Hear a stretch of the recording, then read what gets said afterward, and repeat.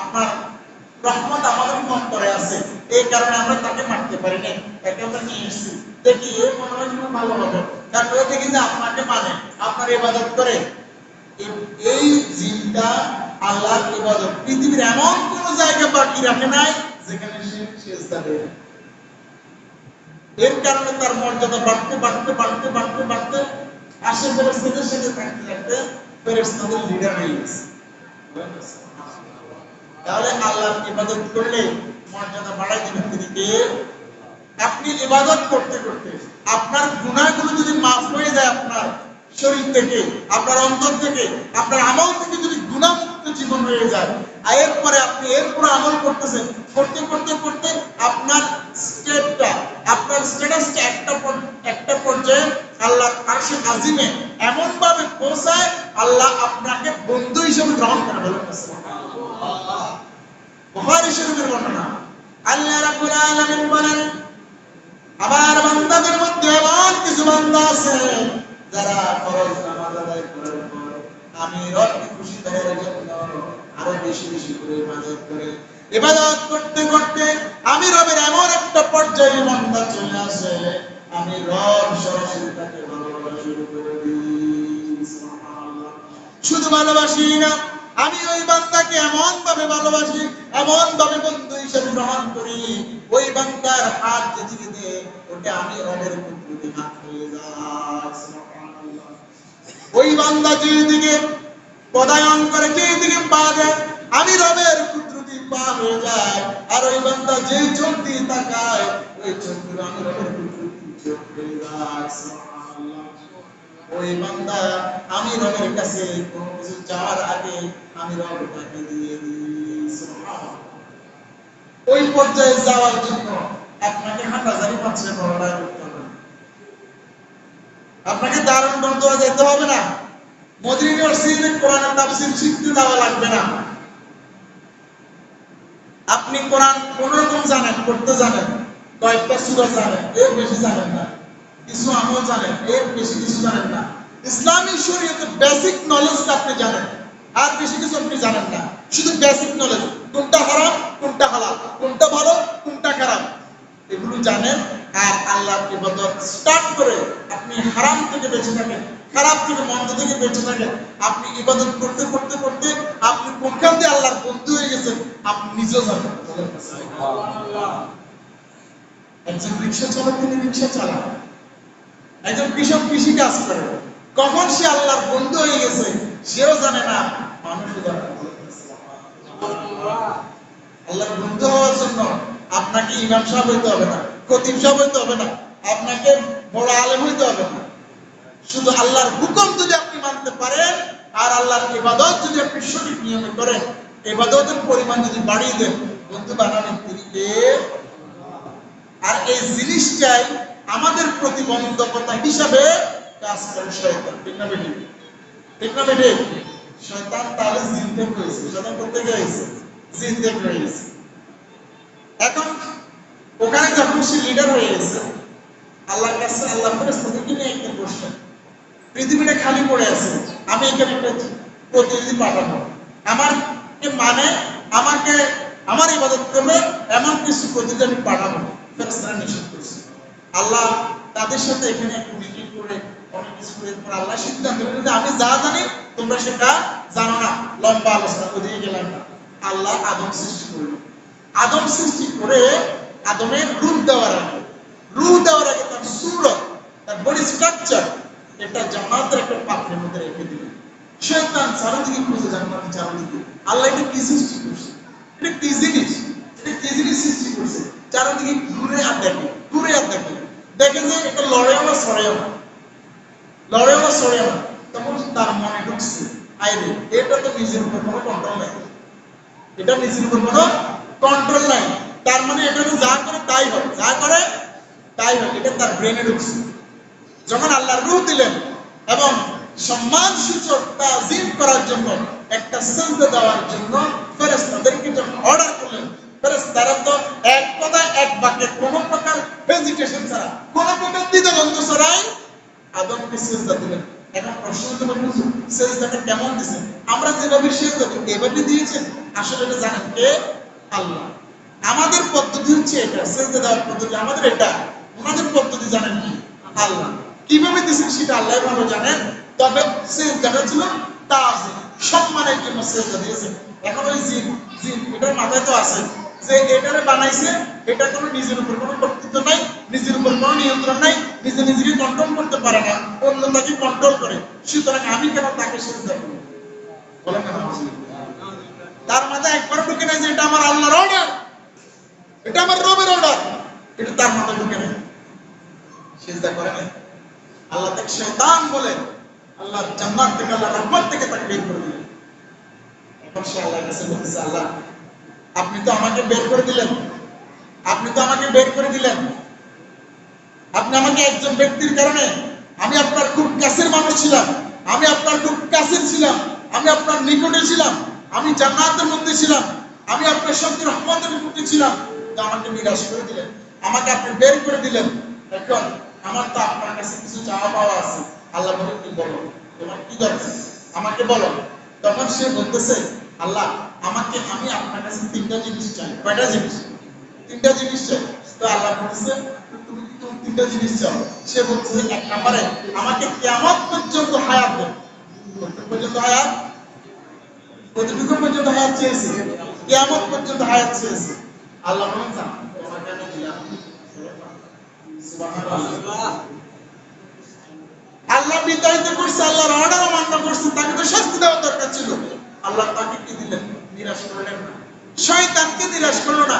একটা সিজদা না দেওয়ার কারণে তাকে আল্লাহর রহমত থেকে, জান্নাত থেকে তাকে বের করে দিলেন। আমি আপনি কত সিজদা আল্লাহ দিচ্ছি, একবার কি চিন্তা হয় না? শয়তান একটা সিজদা দেয় নাই, আল্লাহর একটা কথা মানে নাই, এজন্য শয়তানকে জাহান্নাম বানিয়ে দিয়েছে, জাহান্নামে বানিয়ে দিয়েছে। আর আমি আপনি কত সিজদা আল্লাহ মিস করতেছি, আল্লাহর কত সিজদা মিস করতেছি, তাহলে আমার আপনার শাস্তি কেমন হওয়া উচিত?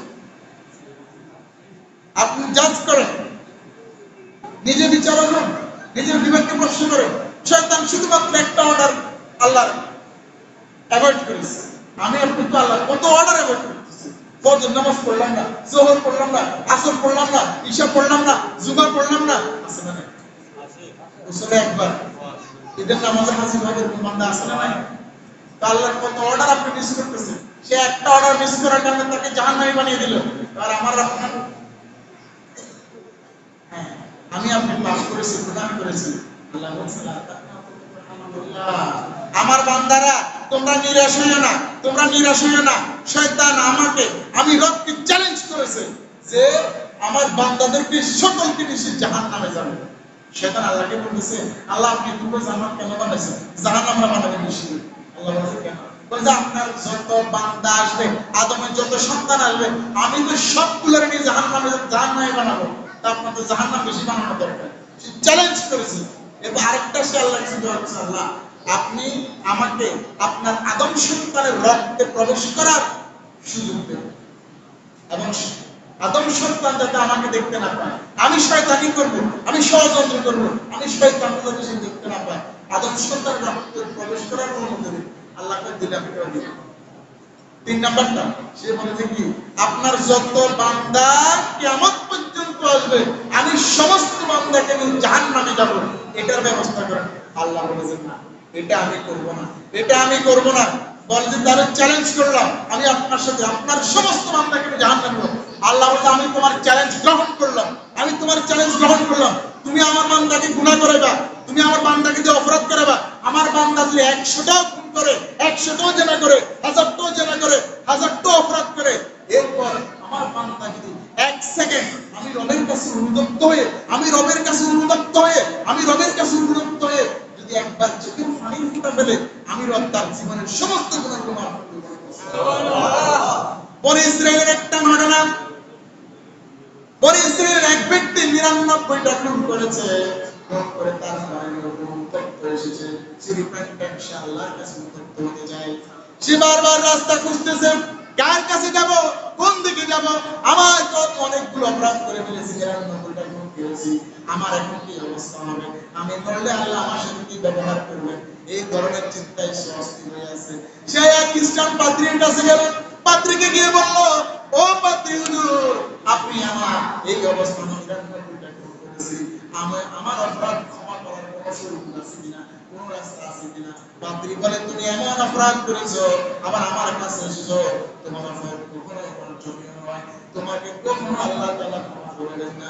সাথে সাথে ওই লোকটা রাগান্বিত হয়ে গেল, রাগান্বিত এই পাত্রীকে আবার খুন করে ফেললো। একসাথে হয়ে গেল। এখন তার ভিতরে আবার সুস্থিরতা শুরু হয়ে গেল, আবার সে উত্তপ্ত হতে লাগলো। সেই মনে মনে চিন্তা করতে লাগলো, হায় রে, আমি 99টা খুন করলাম, কত বড় অপরাধ করলাম, শেষ পর্যন্ত একটা খ্রিস্টান পাত্রীকে আমি মেরে ফেললাম।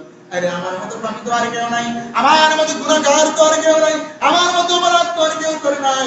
আমি তো মনে হয় আল্লাহর দরবারে জাহান্নামী হিসেবে আমার সাথে আল্লাহ কি ব্যবহার করবেন আমি তো জানি না। সে বারবার একটু চিন্তা করতে করতে একজন আলেমের কাছে গেল। আলেমকে গিয়ে বলল, হুজুর, আমি এমন অপরাধ করেছি, 99টা খুন করার পরে একজন খ্রিস্টান পাদ্রীর কাছে গেলাম। সেই পাদ্রীটা আমাকে সে কোনো রাস্তা দেখাই দিল না। সে বলল, আমি নাকি অপরাধী, আমার অপরাধ নাকি আমার যোগ্য নয়। হুজুর, আপনি আমাকে একটা সমাধান দেন। হুজুর বলল, আপনি 100টা খুন করেছেন, আল্লাহর কাছে আপনার অপরাধ কিছুই না। আপনি যদি পৃথিবীর পরিমাণ অপরাধ করেন আর আমার রবের দরবারে চোখের পানি ফেলেন, আপনার এই অপরাধের সাথে কিছু জানবে। বলেন সুবহানাল্লাহ। লোকটা বলে, ঠিক তাই নাকি? বলে, হ্যাঁ। বলে, আপনি যদি আল্লাহর কাছে তওবা করেন, আল্লাহ রাব্বুল আলামিন আপনাকে মাফ করে দিবেন। লোকটা খুশি হয়ে গেল। সাথে সাথে হুজুর তাকে প্রেসক্রিপশন দিল, আপনি যে গ্রামে বসবাস করেন এই গ্রামটা অপরাধ, এই গ্রামটা ডাকাতের দল, সন্ত্রাসের দল, এই গ্রামটা তো অপরাধ হয়। আপনি যদি এখানে থাকেন, এখানে আল্লাহর গজব পতিত হতে পারে। আপনি এই গ্রামটা ছেড়ে ওই যে একটা গ্রাম থেকে যাচ্ছে, ওখানে সব ভালো লোক, সব ভালো মানুষ, ওখানে সব আল্লাহর ইবাদত করে ইমানদারা করে আছে, আপনি ওই গ্রামে চলে যান, তাহলে আপনার চরিত্র আপনি ঠিক করতে পারেন। লোকটা কাপড় চোপড় গোছাই নিয়া, একটা ব্যাগ নিয়া সে মাত্র ঘর থেকে বের হলো, সাথে সাথে মালাকুল মউত সে তার জীবনটা কেড়ে নিল। আল্লাহু আকবার। এরপর আকাশ থেকে রহমতের ফেরেশতা নামলো, সাথে সাথে জাহান্নাম থেকে যে আসে ফেরেশতাগুলো নামলো একসাথে, নামে দুই ফেরেশতার মধ্যে কথা চলতেছে, তর্কাতর্কি করতেছে। এক ফেরেশতা বলতেছে, লোকটা কিছুক্ষণ আগে তওবা করলো, লোকটা কিছুক্ষণ আগে তওবা করে সে ভালো হয়ে যাওয়ার জন্য সে বের হয়ে গেল। আর গজবে আর জাহান্নামের ফেরেশতাগুলো বলতেছে, এই লোকটা 100টা খুন করেছে, 99টা খুন করার পরে আরো একজন পাত্রীকে খুন করেছে, তাই তার কোনোভাবে ক্ষমাতে পারা যায় না, তাকে আমরা জাহান্নামে ছিঁড়ে নিয়ে যাবো, আমাদের ফেরেশতাকে আমরা তাকে নিয়ে যাব। আল্লাহ রাব্বুল আলামিন আরশ আজিম থেকে দেখতেছেন বড়রা, আরশ আজিম থেকে দেখে বললেন ফেরেশতাদেরকে, ও ফেরেশতারা, তোমরা ঝগড়াঝাটি করিও না, মারামারি করিও না, আমি তোমাদেরকে একটা সলিউশন দিচ্ছি। সলিউশনটা বলে যে, তোমরা পিতা নিয়ে আসো, পিতা নিয়ে এসে দেখো লোকটা যেই জায়গা থেকে বের হয়েছে, খারাপ গ্রামটা তার থেকে দূরে, নাকি ভালো গ্রামটা তার থেকে দূরে, যদি যেটা সবচেয়ে কাছে হবে সেই ফেরেশতারা তাকে নিয়ে যাবে। আর এইদিকে রাব্বুল আলামিন জমিনকে অর্ডার করে দিলেন, এই খারাপ গ্রামের জমিন তুমি প্রশস্ত হয়ে যাও, তুমি দূরে সরে যাও। আর ওই ভালো গ্রামের জমিনটাকে বললেন, তুমি একটু সংকুচিত হয়ে লোকটার কাছাকাছি চলে আসো। ফেরেশতারা ফিতা নিয়ে মাপ নিয়ে দেখলো, ওই যে রহমতের ফেরেশতারাই জয়ী হয়ে গেল, আর রহমতের ফেরেশতারাই ওই লোকটাকে জান্নাতে নিয়ে গেল। সুবহানাল্লাহ। তাহলে আপনার গুনাহ, আপনি তো একটা দুটো গুণ করেন নাই, আপনি তো কাউকে মারেন নাই, আপনি শুধু কবিরা গুনাহ করেছেন, সগীরা গুনাহ করেছেন, আপনি কেন হতাশ? আপনার হতাশ হওয়ার কোনো কারণ নেই। আল্লাহ বলেন, লা তাকনাতু মিন রাহমাতিল্লাহ, আমার রহমত থেকে নিরাশ হইও না, আমার রহমত থেকে তোমরা বঞ্চিত হইও না। গুনাহ করতে করতে তোমরা পুরো পৃথিবী পরিমাণ গুনাহ করে ফেলো, আর যদি চোখের পানি ফেলতে পারো একটা ফোঁটা আল্লাহর জন্য, আমি রবকে সন্তুষ্ট করার জন্য যদি চোখের পানি একবার ফেলতে পারো, তোমার জাহান্নামের আগুনটাকে আমি তোমার ওই চোখের পানি দিয়ে আমি ঠান্ডা করে দেব। সুবহানাল্লাহ। আল্লাহু আকবার। বলেন না সুবহানাল্লাহ। আল্লাহু আকবার। এরপরে শয়তান বিভিন্ন সূরতে আমাদের কাছে আসে কিনা? শয়তান বিভিন্ন সূরতে আমাদের কাছে আসে, এসে তার শয়তানিগুলো আমাদের সাথে চালায়। এখন আপনার প্রশ্ন হতে পারে, জানার দরকার আছে যে শয়তানের বংশধর আছে কি? শয়তানের বংশধর আছে, শয়তানের বংশধর আছে। হাদিসে শরীফে এসেছে, শয়তানের ডান বগলের নিচে তার পুরুষের যে লিঙ্গ সেটা, আর বাম বগলের নিচে হচ্ছে তার স্ত্রীর যে জমি সে এটার সাথে মিলন করে, মিলন করার ফলে তার কোথাও আছে 3টা ডিম, কোথাও আছে 10টা ডিম। এভাবে তার বংশধর বিস্তৃতি হয়। এটা হচ্ছে শয়তানের বংশবৃদ্ধির একটা আল্লাহ প্রদত্ত সিস্টেম। শয়তান হচ্ছে জিনদের আদি পিতা। আর আমাদের আদি পিতার নাম কি? আমাদের আদি পিতার নাম কি? আদম আলাইহিস সালাম। আর শয়তানের জিনদের আদি পিতার নাম কি? শয়তান। জিনদের আদি পিতার নাম কি? শয়তান। এখন শয়তান কি করে, কি খায়? শয়তান সব সময় নোংরা খাবার খায়, পচা খাবার খায়, নষ্ট খাবার খায়, টয়লেটের খাবার খায়। শয়তান আল্লাহকে বলতেছেন, আল্লাহ আপনি আমাকে শয়তান বানিয়েছেন, ঠিক আছে ভালো কথা, আপনার কাছে আমার কিছু চাওয়া পাওয়া আছে, বলো। শয়তানকে দুনিয়ায় পাঠানোর পর সে আল্লাহকে বলছে, আমার প্রভু আমাকে পৃথিবীতে পাঠিয়েছেন অভিশপ্ত হিসেবে, আমাকে বসবাসের একটা বাড়ি দেন, বসবাসের একটা বাড়ি দেন। আল্লাহ বলেন, তোমার বসবাসের স্থান হচ্ছে গোসলখানা। কোথায় বসবাসের স্থান? কোথায়? গোসলখানা। এবার শয়তান বলে যে আমাকে বসার একটা জায়গা দেন। তো তোমার বসার জায়গা হচ্ছে বাজার, আর হচ্ছে রাস্তার মোড়, আর হচ্ছে কোথায়? রাস্তার মোড়। এখন বাজারে যারা বসে তাহলে তারা কার সাথে বসে? কার সাথে বসে? আর মানুষের আড্ডা কোন জায়গায় হয়? সাধারণত মোড়ে, দোকানে, ঠিক না বেটি? তার মানে বুঝতে হবে, আপনি যদি দোকানে বসেন, আপনি যদি রাস্তার মোড়ে বসে আড্ডা মারেন, তাহলে শয়তান ওখানে আপনার সাথে আছে। শয়তান ওখানে আপনার সাথে আছে। শয়তান বলে, আল্লাহ আমাকে খাবারের ব্যবস্থা করে, আমি কি খাবার খাবো? শয়তান বলতেছে, আল্লাহ বলতেছে, এই শয়তান তোর খাবার হচ্ছে যে খাবার মানুষ বিসমিল্লাহ বলে খাবে না, বিসমিল্লাহ বলে খাবে না, ওই খাবার তুমি খাবে। তাহলে আমরা সতর্ক হবো কিনা? সতর্ক হবো কিনা? পয়েন্ট কয়টা বলছি? 3টা। তার থাকার স্থান, বসবাসের ঘর, তার বাড়ি, তার তাজমহল, সেটা কোথায়? গোসলখানা। গোসলখানা, দ্যাট মিন্স টয়লেট, হাম্মামখানা। এটা টয়লেট, ওটা হচ্ছে তার বসবাসের স্থান, তার জন্য তার ঘুমানোর স্থান, তার থাকার স্থান। এরপর তার বসার জায়গা, আড্ডার জায়গা হচ্ছে বাজার, আর হচ্ছে 3 রাস্তার মোড় বা রাস্তার মোড়। এরপর তার খাবার কি? যে খাবারে বিসমিল্লাহ পড়ে না, ওই খাবারটা হচ্ছে শয়তানের খাবার। এরপর সে বলল, আল্লাহ আপনার বান্দারা পানি খাবে, আপনার বান্দারা মধু খাবে, দুধ খাবে, আমি তো অভিশপ্ত, আমি কি খাবো? আল্লাহ বলে যে তোমার জন্য আমি রেখেছি মদ, নেশা জাতীয় খাবার। তাহলে নেশা জাতীয় যারা খাবার যারা খাবে তারা কি? তারা কি? আপনারা আছেন? এখানে আছেন? নেশা জাতীয় খাবার যারা খায় তারা কি? নেশা জাতীয় খাবার কার? শয়তান। আর এটা যারা খায় তারাও কি? শয়তান। এখন শয়তান বলছে, আল্লাহ আমাকে একটা মুয়াজ্জিন দেন। আপনারও তো মুয়াজ্জিন আছে, মুয়াজ্জিন মসজিদে আযান দেন, আমার একজন মুয়াজ্জিন দরকার।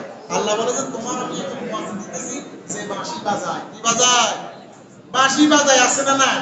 যে বাঁশি বাজায় সে তোমার মুয়াজ্জিন। বলেন না? এবার শয়তান বলতেছে, আমাকে একটা কোরআন দেন। আপনার বান্দার জন্য আপনি কোরআন দিয়েছেন, আমার জন্য একটা কোরআন দেন। আল্লাহ বলতেছে, গীতি কাব্য, গানের কবিতা, যারা গানকে অশ্লীল গান বলে, এটা হচ্ছে তোমার কোরআন, এটা তোমার কিতাব। বলেন না? এরপরে বলতেছে, আমাকে একটা হাদিস দেন, আপনার বান্দাদের জন্য, আপনার রাসূলের পর্যন্ত একটা হাদিস, আমার একটা হাদিস দেন। তখন আল্লাহ বলতেছেন, মিথ্যা কথাই হচ্ছে তোমার হাদিস। মিথ্যা কথা কি? হাদিস। তাহলে আমরা যারা মিথ্যা বলি, কার কথা বলি? শয়তানের কথা বলি, শয়তানের হাদিস আমরা অনুসরণ করি। সত্য কথা বলবেন, সত্য পথে থাকবেন, রাসূলের হাদিস মানতেছেন। আর মিথ্যা কথা বলবেন, মিথ্যা পথে থাকবেন, তাহলে আপনি কার হাদিস মানতেছেন? শয়তানের হাদিস মানতেছেন। শয়তান এরপর বলতেছে, আল্লাহ আমাকে একজন বার্তা বাহক দিন, আমার খবরগুলো, আমার মেসেজগুলো পৌঁছিয়ে দিবে, আমার মেসেজগুলো পৌঁছিয়ে দিবে একজন মানুষ দিন। গণকেরা হচ্ছে তোমার বার্তা বাহক। যারা গণক, যারা কবিরাজ, যারা মানুষকে জাদু বিদ্যা করে, যারা মানুষকে কুফরি বিদ্যা করে, আছে না নাই? সমাজে আছে না নাই? মানুষকে কুফরি বিদ্যা বলে। আপনি গেছেন, বলেন যে কিতাব দেখা যদি কি একটা কথা বলে, এরপর সে মানে আপনার তো অমুক সমস্যা, তোমকে তাবিজ করছে, তোমকে কুফরি কালাম করছে, অমুক কবরস্থানে ভরে আছে, ওই পুকুরের ভিতরে ভরে আছে, বাসে খাইছে, কাছে নিছে, বলে কিন্তু এরকম শয়তান আছে কিনা? আবার সেটা বলে হুজুর। আছে না নাই? অমুক হুজুরের কাছে যান, সে এইসব কথা বলে আছে না? সে একটা শয়তান, কাট্টা শয়তান। আমাদের সমাজের মাঝে না অমুক বড় হুজুর, অমুক বলে বড় হুজুর, উনি তাবিজ দেন, উনি কুফরি কালাম ইয়া করেন, উনি তাবিজ কাটেন। আরে সে একটা শয়তান। আমার রাসূল এগুলো নিষেধ করেছে, জাহান্নামে যাবে সরাসরি, কোনো কথা না। কোন এটা কার মার্তাবা হয়? শয়তানের মার্তাবা হয়। আপনি লেবাস পরছেন, জুব্বা পরছেন, জুব্বা পরে যদি এগুলো করেন, এগুলো হবে? হবে? এটা কি আমার কথা না আল্লাহর কথা? আমার কথা না আল্লাহর কথা? আমার কথা না আল্লাহর কথা? শয়তান সর্বশেষ বলতেছে আমাকে, মানুষকে ফাঁদে ফেলার জন্য, বিপদে ফেলার জন্য আমাকে একটা যন্ত্র দেন, আমাকে একটা যন্ত্র দেন। আল্লাহ বলতেছে মহিলারাই হচ্ছে তোমার সেই যন্ত্র। সুবহানাল্লাহ বলবেন না নাউজুবিল্লাহ বলবেন? মহিলারা হচ্ছে শয়তানের যন্ত্র। রাসূল সাল্লাল্লাহু আলাইহি ওয়াসাল্লাম নিসা হচ্ছে শয়তান, মহিলা হচ্ছে শয়তানের রশি। তাদেরকে শয়তান এমন ভাবে ব্যবহার করবে আপনার পবিত্র জীবনটাকে অপবিত্র করে দেবে, আপনার সুন্দর জীবনটাকে নষ্ট করবে, আপনার সুন্দর চরিত্রটাকে চরিত্রহীন করে দেবে। ঠিক না বেটি? সমাজে, ঘরে, বাহিরে, রাজনীতি, দেশে, আন্তর্জাতিক যেখানে বলেন, যত জায়গায় ঝামেলা সব মহিলা। ঠিক না বেটি? ঠিক না বেটি?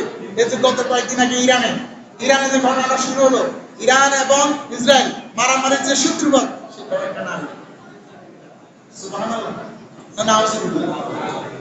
সেটাও একটা নারী। ওই একটা নারী অনেকদিন ধরে সে মুসলমানদের সাথে মিশে গেছে। সে একজন সাংবাদিক হতে হতে আস্তে আস্তে হতে ওদের জেনারেল বড় বড় অফিসারদের সাথে মিশছে এবং সেখানে তাদের সাথে বিবাহ বন্ধনে আবদ্ধ হয়েছে বড় বড় অফিসারদের সাথে। মুতআ বিবাহ, যেটা ইসলামে হারাম, যদিও ইরানে এটা প্রচলিত আছে। মুতআ বিবাহ মানে হচ্ছে কন্ট্রাক্ট ম্যারেজ, 2-4 দিনের জন্য, 5 দিনের জন্য, 1 সপ্তাহের জন্য, 1 মাসের জন্য, 6 মাসের জন্য বিবাহ করে কন্ট্রাক্ট।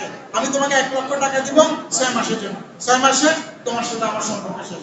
ও এই কাজটাকে কাজে লাগিয়ে ইরানের বড় বড় জেনারেলদের সাথে টপ অফিসারদের সাথে মিশিয়া ইরানকে ধ্বংস করার জন্য একটা পায়তারা করেছিল এবং সর্বশেষে সফল হয়েছে।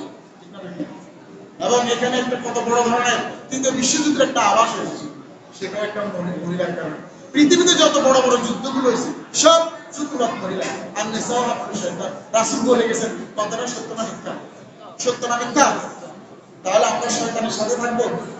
শয়তানের সাথে থাকবো না শয়তান থেকে দূরে থাকবো? শয়তান থেকে দূরে থাকবো। কিভাবে থাকবো? শয়তান থেকে দূরে থাকার বুদ্ধি কি?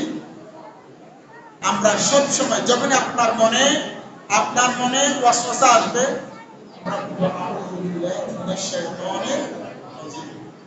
শয়তান চাইবে আপনাকে খারাপ কাজ করাইতে, আপনি চেষ্টা করবেন তার থেকে দূরে থাকার জন্য। মনে চাইবে, মনটা আপনার সবসময় চাইবে খারাপ কাজের দিকে। নিষিদ্ধ কাজে মানুষের আগ্রহ বেশি, নিষিদ্ধ কাজে মানুষের আগ্রহ বেশি। আপনি সেখান থেকে নিজেকে বাঁচানোর জন্য সর্বোচ্চ চেষ্টা করবেন। কারণ শয়তান প্রতিদিন তার পানির সাগরের উপরে একটা আসর বসাইয়া ইবলিস তার সমস্ত শয়তানকে ডাকে। সারাদিন কি করছো? এই তুমি কি করছো? ও বলে যে আমি এটা করছি, ওটা করছি, এরে অপরাধ করাইছি, ওরে গুনাহ করাইছি। তারপরে ও আরেকজন বলে আমি অমুকে খুন করাইছি, আরেকজন বলে আমি ওটা করছি, আরেকজন মানে ওটা করছি। সব বাবা স্যার। আরেকজন বলে আমি ইচ্ছে মতো মদ খাওয়াইছি, আরেকজন বলে ইচ্ছে মতো জেনা করাইছি, ইচ্ছে মতো দর্শন করাইছি, 2005 জন একটা মেয়েকে দর্শন করাইছি। সে খুশি হয় না। একজন উনি বলে সবার শেষ দিকে উনি বলে হুজুর আমি তো সব একটা কাজ করছি। তুমি কি কাজ করছো? বলে যে আমি তো আপনাদের কারো কথা খুশি হচ্ছে না, এজন্য বলতে ভয় পাচ্ছি। ওদের বলো। বলে যে আমি ছোট্ট কাজটা কি আমি করছি কি, স্বামী স্ত্রী দুজন সুন্দর কথা বলতেছি। কথা বলার ফাঁকে আমি মাঝখানে ঢুকে যাইয়া একটার সাথে আরেকটা ছোট্ট একটা বিষয় নিয়ে তাদের মধ্যে ঢুকাই দিছি। প্যাঁচ ঢুকাই দিছি, হেটারে গালি দিই, ওটা হেটারে গালি দিই, এরপর তুই তো গাড়ি, এরপর মারামারি, এরপর কিলাকিলি, এরপর জামাই থেকে তালাক, এরপর তাকে ঘর থেকে বের করে দিয়েছি। আমি ছোট্ট একটা অপরাধ করছি, বেশি বড় করতে পারি নাই, এখন আমি এই জন্য ভয় বলতে পারছি। তুই তো সবচেয়ে ফার্স্ট ক্লাস কাজ করছিস, তুই এদিকে তুই আমার বুকে তোমার কলিজায় আয়। সুবহানাল্লাহ, নাউজুবিল্লাহ। তাইলে স্বামী স্ত্রীর মাঝখানে আপনি কথা বলার সময় স্বামী স্ত্রীরা খেয়াল করবেন, স্ত্রীর সাথে যখন কথা বলবেন সাবধানে বলুন, কারণ এখনকার স্ত্রীরা তো স্বামীর ভূমিকায় থাকে, ঠিক না বেটি? হ্যাঁ, স্বামীকে কন্ট্রোল করে, ঠিক না বেটি? স্বামীরা কি আপনি স্ত্রীকে কন্ট্রোল করে না স্ত্রী স্বামী কন্ট্রোল করে? আমাদের উল্লেখালি দেবেন, আমাদের উল্লেখালি সবাই বীর পুরুষ, ইনশাআল্লাহ ইনশাআল্লাহ। এটা সবাই বুঝে বলতেছে, ভিতরে এক খবর আছে, আপনাদের খবর আছে, ঠিক না বেটি? দেখ, আমরা ঘরে ঢোকার সময় শয়তান যখন আমার স্ত্রী, আপনার স্ত্রী এবং আপনার মাঝখানে প্যাঁচ লাগাবে, আপনি শুরুতে ঘরে ঢোকার সময় আসসালামু আলাইকুম ওয়া রাহমাতুল্লাহ সালাম দিয়ে ঘরে ঢুকবেন। বলে কেমনে? আজকে 40 বছর ধরে আমি সংসার করতেছি, জীবনে কোনোদিন সালাম দিই নাই, আজকে বুঝি হুজুরের কথা আমি সালাম দিব। সালাম দিলে রহমত বাড়ে না কমে? ভালোবাসা বাড়ে না কমে? রাসূল সাল্লাল্লাহু আলাইহি সাল্লাম বলতেছেন, এক সাহাবী এসে বলছে, হুজুর আইয়ুল আমাল আহাব্বু ইলাল্লাহ, কোন আমলটা আল্লাহর কাছে সবচেয়ে বেশি প্রিয়? রাসূল সাল্লাল্লাহু আলাইহি সাল্লাম বলেন যে তুকরিমুত তাআম, মানুষকে খাবার খাওয়ানো, আর হচ্ছে তাকরুস সালাম, আর মানুষকে বেশি বেশি সালাম দাও। বলেন না সুবহানাল্লাহ। আল্লাহর কাছে অধিক প্রিয়। আপনি খাওয়াবেন, আল্লাহ খুশি হয়ে যাবে, খাওয়াবেন খুশি হয়ে যাবে, আর বেশি বেশি সালাম দেবেন, খুশি হয়ে যাবেন। তিনি কে? আল্লাহ। আমরা তাহলে ঘরে ঢোকার সময় সালাম দেব ইনশাআল্লাহ। স্ত্রীকে সালাম দিলে শয়তান আর আপনার সাথে পরিচিত করার সুযোগ পাবে না। আপনি ঘরে ঢোকার সময় সালাম দিলেন, ওই তখন শয়তান তার সাথে যারা আছে তাদেরকে বলে, এই ঘরে ঢুকে যাবে না, এই ঘর নিরাপদ নয়, কারণ এই ঘরে ঢুকতে আল্লাহর কাছে দোয়া চাইছে, আসসালামু আলাইকুম, আল্লাহ তোমার উপর রহম করুন, তোমার উপর শান্তি দেখ, এই কথা বলে ঢুকছে। এই ঘরে আমাদের ঢুকার কোনো জায়গা নাই। আজকে খাবার খাওয়া শুরু করে বিসমিল্লাহ পড়ে না, শয়তান তখন বলে, রে এই খাবারটা তো আমাদের, আমরা খাবো, একসাথে খাই। যখন বিসমিল্লাহ পড়বেন, শয়তান বলে, আল্লাহ এই খাবার তো আমাদের না, ঘরেও ঢুকতে পারলাম না, খাইতেও পারলাম না, চল আজকে কোথাও যাই। আমার কথা না রাসূলের কথা? আমার কথা না রাসূলের কথা? আমার হাদিস না রাসূলের হাদিস? তাহলে আমরা ঘরে ঢুকতে সালাম দিয়ে ঢুকবো ইনশাআল্লাহ। একটা আমল করি না, ঘরে ঢুকতে সালাম দিব, ঘর থেকে বের হতে সালাম দিব, রহমত দিবেন, তিনি কে? আমি ছোট্ট একটা কথা বলি, শয়তানের আরো কিছু জায়গা আছে বসার স্থান। শয়তান স্বাভাবিক সময়ে রোদ এবং ছায়া দুটোর মাঝখানে বসে, এই জায়গায় বসা যাবে না। টয়লেটে সে তার ঘুমানোর স্থান, তাহলে টয়লেটে ঢুকার সময় আমরা কলিং বেল দিয়ে ঢুকবো। আজকে কি কলিং বেলটা লাগাই বলবো, ঠিক নাকি? আল্লাহ রাসূল শিখিয়ে দিয়েছেন তো কলিং বেল। আপনি ঢুকার সময় দোয়া পড়ে ঢুকেন, আল্লাহুম্মা ইন্নী আউযু বিকা মিনাল খুবুসি ওয়াল খাবায়িস। আপনি ঢুকে দোয়া পড়ে ঢুকেন, শয়তান সরে যাবে, শয়তান আপনাকে জায়গা করে দিবে। আর যদি আপনি না করে ঢুকেন, শয়তানের যদি কোনো প্রকার ক্ষতি হয়, তার ঘুমে ডিস্টার্ব হয়, তার খাবার সমস্যা হয়, ও আপনার ক্ষতি করবে, ও আপনার ক্ষতি করবে, ও আপনার ক্ষতি করবে, এটা তার শপথ। সে এটা শপথ করে বলেছে যে আমার ক্ষতি করবে, আমি তার ক্ষতি করব। এই জন্য সাবধান। এবার সন্ধ্যাবেলায় বাচ্চারা বাইরে ঘুরে, আজান দেওয়ার সাথে সাথে বাচ্চাদেরকে ঘরে ঢুকাইয়া, মহিলারা ঘরে ঢুকে দরজা জানালা সব বন্ধ করে দেওয়ার আদেশ দিয়েছেন বিশ্বনবী সাল্লাল্লাহু আলাইহি ওয়াসাল্লাম। রাসূল সাল্লাল্লাহু আলাইহি ওয়াসাল্লাম বলেছেন, তোমরা সন্ধ্যা হলে বাচ্চাদেরকে, মহিলা সব ঘরে ঢুকে যাবা, দরজা জানালা বন্ধ করে দিবা। যখন আবার সন্ধ্যার কিছু সময় পার হয়ে যাবে, তখন দরজা জানালা খুলে দিবা। রাজি আছি ইনশাআল্লাহ? যতটুকু শুনেছি আমল করার তৌফিক দান। আমি ওয়াকা দাওয়ানা, আসসালামু আলাইকুম।